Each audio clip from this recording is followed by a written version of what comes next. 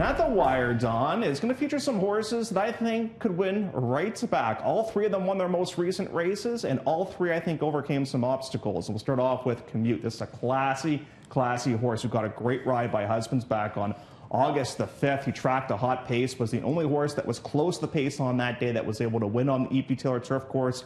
Sweet little man just ran out of racetrack. Went from a 86 Spire all the way back up to a 91. Great ride last time out by Husbands. I think Commute is back in a big way. Look for that one wherever he may show up, although I do like him a little bit better on the turf myself.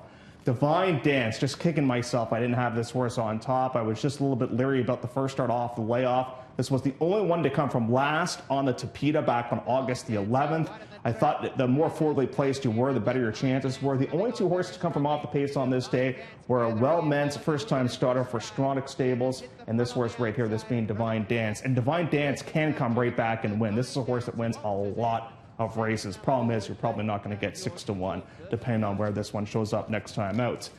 How about Red Fever? Now, Red Fever ran back on August the 12th on a day where closers were winning all the turf races, except for this horse right here. And Red Fever went from a 79 Beyer all the way up to an 88, a career best performance when scoring by a head. And it was a game win and beat a good field too. Blackout and Occasional View were second and third respectively. That's a good field that Red Fever beat last time out. I was quite impressed, to say the least.